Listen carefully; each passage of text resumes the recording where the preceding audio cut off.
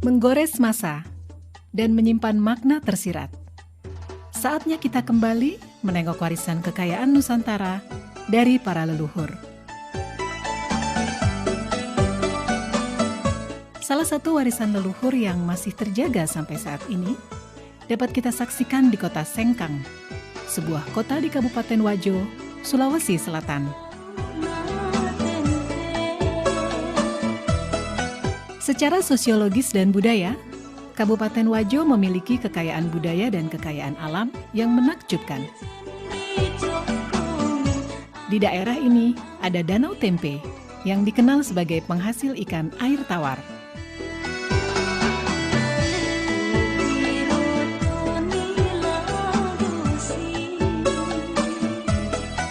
Danau Tempe terbentang laksana cermin raksasa di sisi barat kota Sengkang. Danau ini memiliki pesona alam yang elok dan unik. Perkampungan nelayan tradisional bernuansa Bugis berjajar sepanjang tepian danau. Berjarak 2 km arah timur kota Sengkang, dekat Danau Lampulung, terdapat kampung adat Attakae. Di sana terdapat bangunan duplikat rumah adat Wajo. Salah satu di antaranya, yang terbesar, adalah Seo Raja atau Istana Raja Latenri Bali.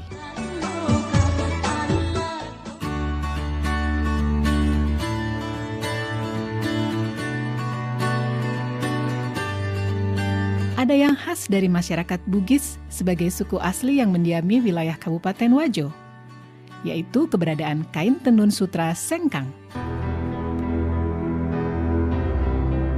Menurut cerita turun-temurun dan beberapa literatur, kain tenun sutra Sengkang telah ada sejak ratusan tahun silam.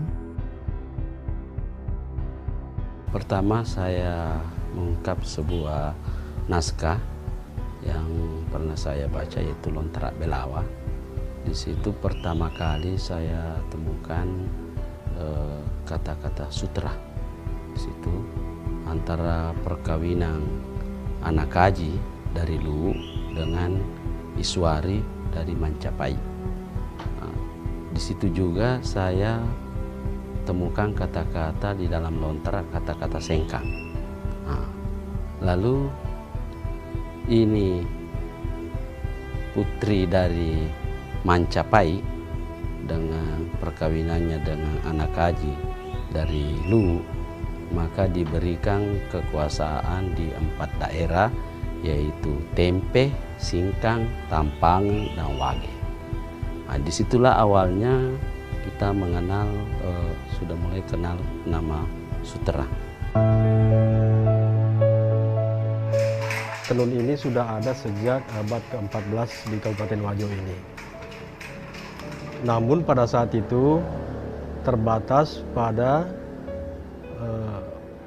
pembuatan untuk pemakaian sendiri, bukan untuk komoditi dagangan. Misalnya seseorang ingin melakukan hajatan pernikahan, terutama pada acara-acara pernikahan, itu biasanya anak-anak perempuan itu diminta atau disuruh oleh orang tuanya untuk menenun sarung, apakah untuk dipakai dia sendiri ataukah untuk orang tuanya. Itu sehingga belum terjadi di masyarakat sebagai suatu komoditi dagangan, tetapi hanya untuk pemakaian sendiri. Sejarah tentang tenun sutra Sengkang tidak dapat dipisahkan dari peran perempuan Bugis dalam keluarga. Orang tua suku Bugis di zaman dulu menjadikan tenun sutra sebagai salah satu cara dalam mendidik anak perempuan mereka. Budaya orang Bugis itu kan dulu kan kebanyakan petani. Nah, perempuannya nggak ada pekerjaan kalau lakinya sudah turun ke sawah. Nah, bahan ini atau produksi kain sutra ini sudah membudaya, awalnya dari entah dari mana, akhirnya menjadi budaya tenun di daerah ini. Nah, dari situ orang tua selalu mewarisi ke anaknya. Jadi ada cerita bahwa orang Bugis itu, khususnya orang Wajo, kalau tidak pintar menenun, artinya belum sempurna lah. Kedua, ceritanya kalau ada orang luar yang meminang orang Bugis Wajo, dilihat dari hasil kerja tenunnya itu. Kalau memang hasil kerja tenunnya itu bagus, apa berarti orangnya sudah sempurna atau sudah ya boleh dikata cantik apa segala begitu. Jadi penilaiannya tergantung dari karyanya untuk yang penenun sutra ini tadi.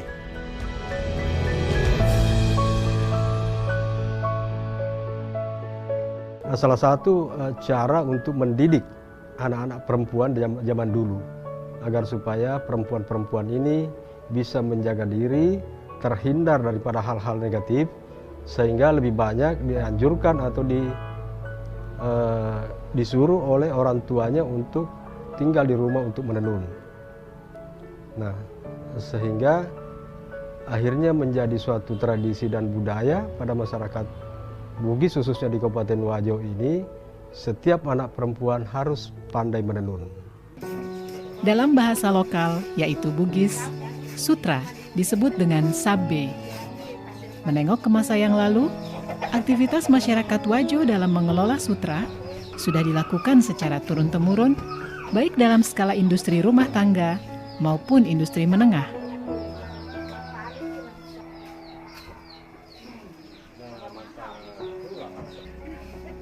Proses pembuatan kain sutra membutuhkan waktu yang cukup lama dan melibatkan sedikitnya 15 orang dalam satu kali tahapan pembuatan kain.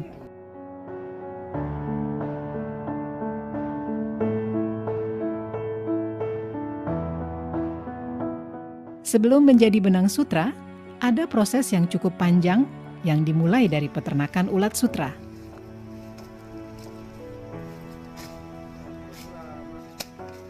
Proses ini mulai dari pemeliharaan ulat sutra, proses menjadi kokon, hingga akhirnya menjadi benang sutra yang siap ditenun menjadi sehelai kain. Kita dapat telur dari Verfutani sesuai dengan pesanan. Contoh ini tempat telurnya. Dan menetas, misalnya penetasan tanggal 1. Ini menetas baru 3 hari makan, dikasih makan dengan daun murbei. Ada memang khusus daun murbei itu. Baru 3 hari makan, baru ada instar pertama. Artinya tidur. Instar pertama itu 2 kali 24 jam. Ulatnya tidur itu tidak makan. Baru setelah instar pertama, makan lagi selama 2 hari. Masuk instar 2. Begitu seterusnya sampai instar 4. Ini sudah masuk instar 5. Artinya ini masuk untuk proses pengokonan. Tinggal 3 hari proses pengokonan. Dia akan membungkus dirinya jadi kepompong. Itu seratnya, dia mengeluarkan air liur dari mulutnya. Itu bikin bundaran untuk membungkus dirinya. Dan bundaran itulah disebut kokon, dan itulah yang menjadi sutra.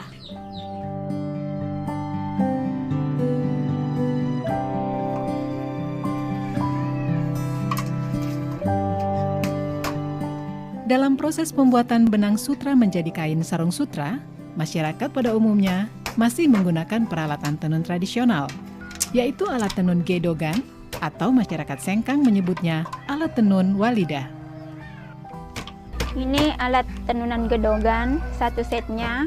Ini pertama alat gulungan benang, baru ini alat penindis untuk menekan benang bawah, baru ini tali untuk alat pembantu untuk benang bawah. Ini sisir, alat untuk mengatur lusi. Ini juga walida, alat untuk merapatkan benang pakan. Ini teropong, alat untuk memasukkan benang pakan. Dan ini wakangan, alat untuk gulungan kain. Perkembangan teknologi yang datangnya dari tanah Jawa berpengaruh terhadap proses pembuatan tenun sutra di sekitar tahun 1950 dan membuat sebagian proses pembuatan dengan alat tenun gedogan beralih menjadi alat tenun bukan mesin.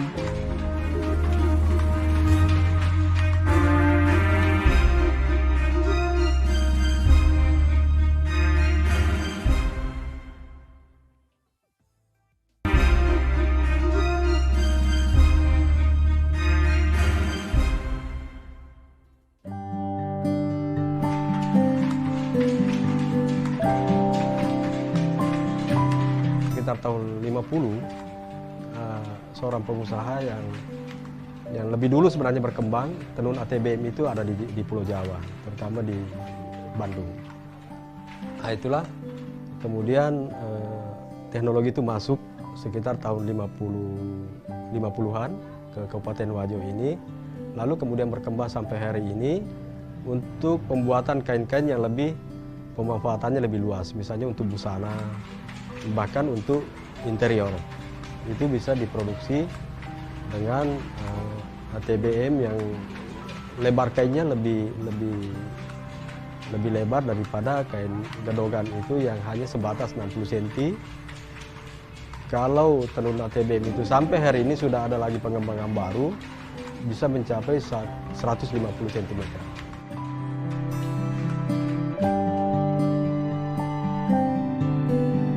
Keberadaan kain tenun sutra sengkang tidak dapat dipisahkan dari kehidupan sehari-hari masyarakat Wajo. Bahkan di tahun 70-an, tenun sutra seolah mempunyai keistimewaan tersendiri saat hari raya tiba. Tidak hanya itu, sutra sengkang mempunyai nilai simbolik yang sangat tinggi dalam menerjemahkan hubungan suami istri dalam kehidupan masyarakat Wajo. Secara tradisi kita lihat orang yang baru kawin itu ya, sebelum duduk di pelaminan maka harus dimasukkan dalam satu sarung yang artinya bahwa dia itu harus rapat ikatannya dan tidak ada yang sudah mengikat dalam rumah tangganya bagaikan orang di dalam sarung, tidak boleh mengungkap rahasia rumah tangganya walaupun kepada siapa karena sudah masuk dalam satu sarung.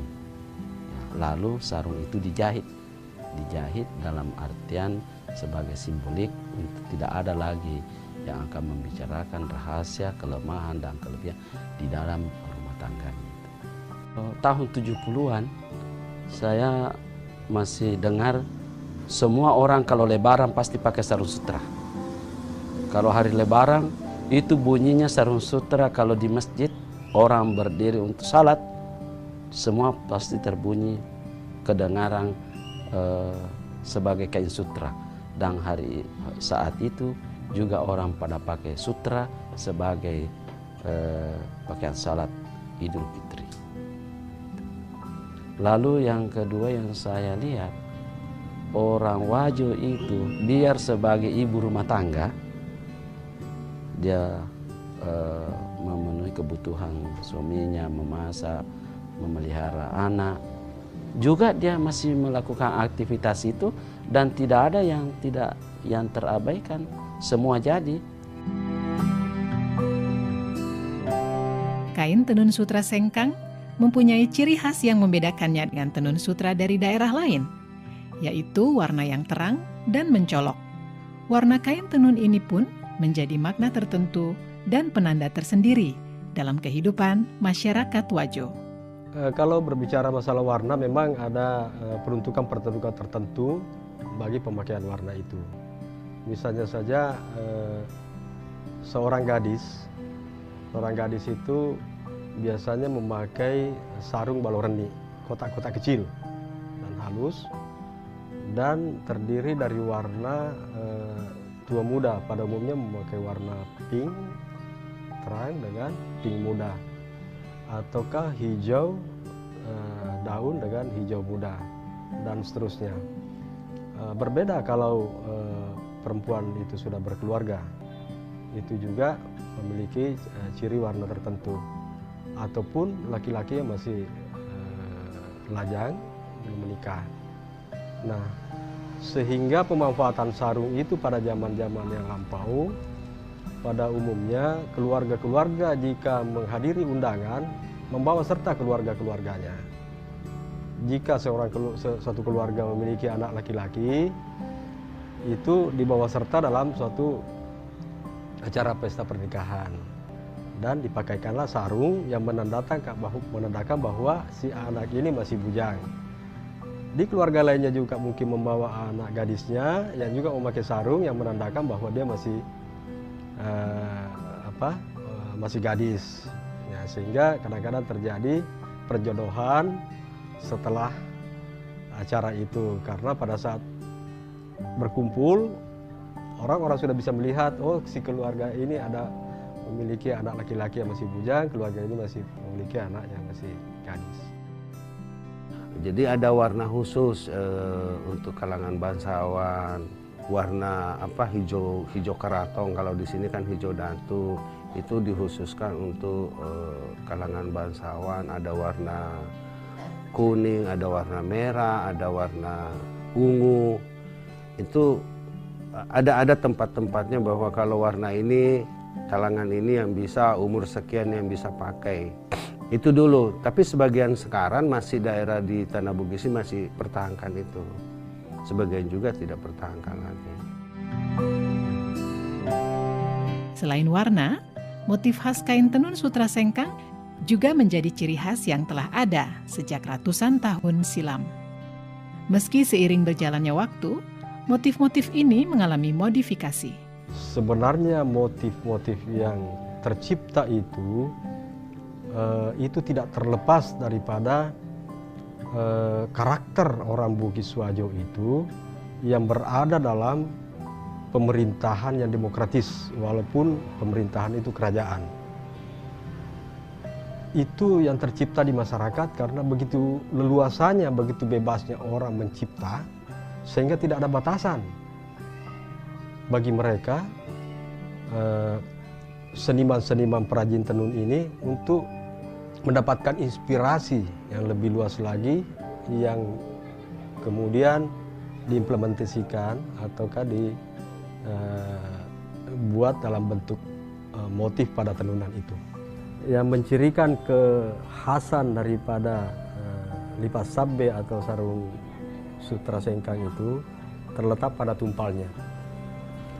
Tumpal itu biasanya berbentuk garis-garis vertikal ataupun berbentuk motif kembang, tetapi pada umumnya dan harus dalam hitungan ganjil. Misalnya kalau dia garis vertikal, hitungannya pasti selalu ganjil, dan di tengah-tengahnya ada garis yang lebih tebal yang disebut datu. Dalam bahasa Bugis, tumpal itu disebut kafala lipa. Jadi kalau sarung Bugis itu mutlak harus ada kafala. Di dalam kafala itu atau tumpal itu ada satu garis tebal yang disebut datu. Itu tidak boleh sama ukurannya dengan garis-garis yang ada di sampingnya.